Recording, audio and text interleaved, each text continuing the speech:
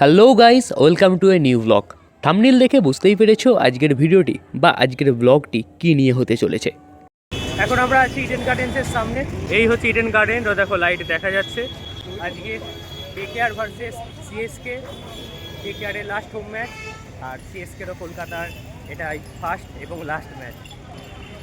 ভিড়টা দেখো ভাই, চারিদিকে শুধু সিএসকে সাপোর্টার। আরও একটু গিয়েই বুঝতে পারলাম যে আজকে ইডেন গার্ডেন সম্পূর্ণ হলুদ হয়ে যেতে চলেছে। দেখো, সে যে টিমেরই হোম গ্রাউন্ড হোক না কেন, সিএসকে মাঠে খেলবে মানে ওটা হলো চেন্নাইয়ের হোম গ্রাউন্ড। এটা মূলত 12 নম্বর গেট। এখানে ভিড়টা দেখে আমি ভাবলাম আজ কলকাতার সাপোর্টার আসেনি নাকি। এর একটু আগেই হলো 10 নম্বর গেট, আর ওই গেট দিয়েই আমাদের এন্ট্রি হবে। এরপর আমাদের চেকিং করা হলো। এখানে কিন্তু মোবাইল ছাড়া কোনো রকম ডিজিটাল জিনিস অ্যালাউ করে না। তারপর টিকিট চেক করিয়ে আমরা এন্ট্রি নিলাম। ইয়েস, ফাইনালি সব চেকিং কমপ্লিট। আমরা এসে গেছি ইডেন গার্ডেন্সের ভিতরে। এই দেখো সামনে ইডেন গার্ডেন্স। যা বুঝতে পারছি আজকে ইডেন গার্ডেন্স হলুদে হলুদ হয়ে যাবে। আমাদের আছে সিট নাম্বার 1937। চলো ডাইরেক্ট সিটে গিয়ে তোমাদের সাথে কথা হচ্ছে। এক্সাইটমেন্ট লেভেল কাজ করছে মারাত্মকভাবে। একে দেখো মুখে আবার কী সব লিখে ফেলেছে, দেখেছো? বেচারি ছেলে, ওকে বারণ করলাম লেখাস না, লোকটা জোর করিয়ে লিখে দিল, 30 টাকা নিয়ে নিল। এবং ফাইনালি স্টেডিয়ামে আপাতত আমাদেরকে সিট নাম্বার খুঁজতে হবে। আমাদের সিট নাম্বার আছে 1983। দেখা যাক এখান থেকে 1900 হ্যাঁ। ফাইনালি আমাদের সিট খুঁজে পেয়ে গেছি। এই যে এখানে 1938 আর এই দুটো আমাদের সিট। ও স্টেডিয়াম অবশ্য তখনও ফাঁকা, কারণ আমরা প্রায় 6টার দিকে স্টেডিয়ামে ঢুকে গেছি। ম্যাচ তো আছে 7:30 থেকে, আর 7টার দিকে টস হবে। কিছুক্ষণ পরেই দর্শকদের হঠাৎ চিৎকার করে ওঠে। কারণ হলো এটাই যে মহেন্দ্র সিং ধোনি, এই মানুষটার জন্যই তো আজকে মাঠে এত মানুষ এসেছে। পরবর্তীতে নির্ধারিত সময় অনুযায়ী টস হয় এবং কলকাতা টসে জিতে ব্যাট নিয়েছে। ধোনিও চাইছিল ব্যাট করতে, দেখা যাক এবার কি হয়। এইদিকে দেখি মাঠে কলকাতার ফ্যানেরা চেন্নাইয়ের কপি করেছে। অর্থাৎ চেন্নাইয়ের মাঠে ফ্যানেরা যে বড় বড় ব্যানারগুলো নিয়ে যায়, কলকাতাও সেটা করেছে। যতই ব্যানার আনো, মাঠ তো হলুদে ভর্তিই থাকবে। পরবর্তীতে জাতীয় সঙ্গীত হয় এবং খেলা শুরু হয়। তবে এর আগেও কলকাতা চেন্নাইয়ের ম্যাচ দেখেছি, এই জাতীয় সঙ্গীত হতে আগে দেখিনি। ফার্স্ট বলে 4 হয়ে গেছে, কি হবে এখন তো বুঝতে পারছি না ভাই, কি হবে রে? কলকাতা ব্যাট করতে নেমে ফার্স্ট বলেই 4 মেরে দেয়। দুজন ওপেনারই দুমধারাক্কা পেটাতে শুরু করে।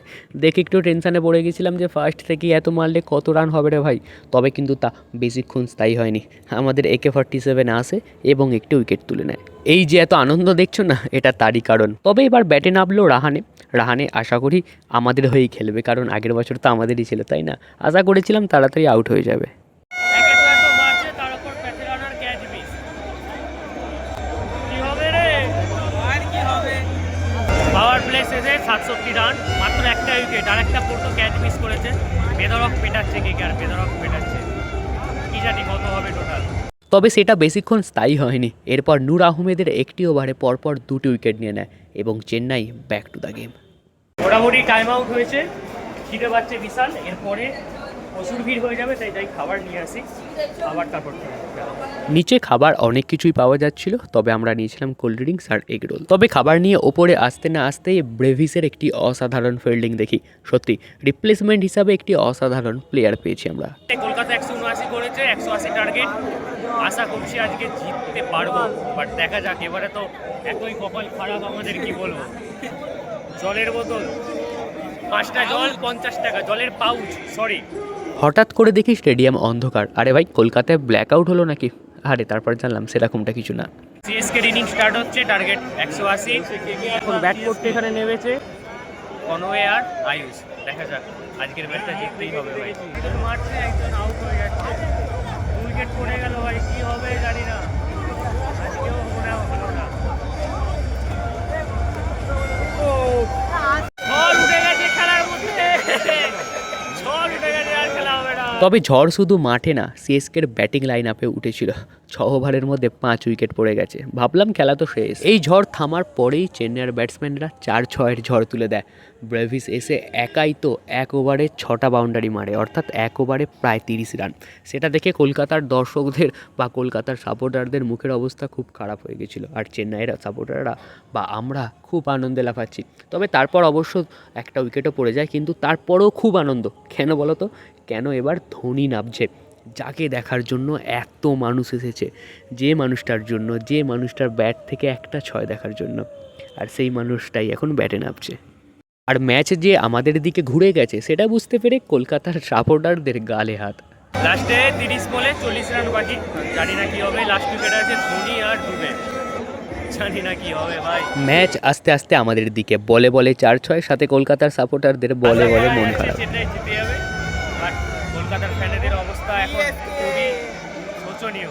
বাট তাও গ্যারেন্টি নেই ভাই চেন্নাইয়ের ওপরে। এবারে সিজনটা প্রত্যেকটা ম্যাচ জিতবো করে হেরে গেছে। এবার আসে সেই সময়, রাসেলের করা বলে মহেন্দ্র সিং ধোনির বড় একটি ছক্কা, এবং সম্পূর্ণ ম্যাচ আমাদের হাতের মুঠোয়। সকল অডিয়েন্স তো পাগল হয়ে উঠেছে, বিশেষ করে চেন্নাইয়ের সমর্থকরা, এবং আমি নিজেও এত এক্সাইটেড হয়ে গেছিলাম। প্রত্যেকটা মানুষ, মাঠে থাকা প্রত্যেকটা চেন্নাইয়ের সমর্থক প্রায় পাগল, নাচতে শুরু করে দিয়েছে। আশা করি দেখে সেটা বুঝতেই পারো। যখন বাকি মাত্র 2 রান, তখন খাম্বোজের মারা একটি 4-এ ম্যাচ আমরা জিতে যাই, এবং কলকাতার সমর্থকরা হতাশ হয়, চেন্নাইয়ের সমর্থকরা হাসতে হাসতে বাড়ি ফেরে। দেখতে পাচ্ছ, জামা খুলে সবাই সেলিব্রেশন আরম্ভ করে দিয়েছে, এতটা খুশি। আর হবে না কেন বলো? যখন চেন্নাই হেরে যাচ্ছিল তখন কলকাতা সাপোর্টাররা খুব বাজেভাবে ট্রোল করছিল, এমনকি ধোনিকে নিয়ে উল্টোপাল্টা কথা বলছিল। সেই রাগ তো মানুষের মনে থেকেই গেছিল। এবার দেখ কেমন লাগে। ধোনিকে নিয়ে ট্রোল করা অতটাও সহজের মধ্যে নেবে না চেন্নাইয়ের সমর্থকরা। ফাইনালি যেটার জন্য ম্যাচ দেখতে এসেছিলাম সার্থক হয়ে গেল, চেন্নাই জিতে গেল। এবার যাবো, নিজেও বাড়ি গেছি আমরা, কলকাতাকেও বাড়ি পাঠিয়ে দিয়েছি, ঠিক আছে। সো নো চাপ, এবার যাবো ডাইরেক্টলি লঞ্চ ঘাটে গিয়ে রাতে হাওড়া স্টেশনে রাত কাটাতে হবে। আজকের ব্লগটা এখানেই শেষ করছি। ভিডিও ভালো লাগলে অবশ্যই লাইক, কমেন্ট এবং শেয়ার করতে ভুলো না। টাটা।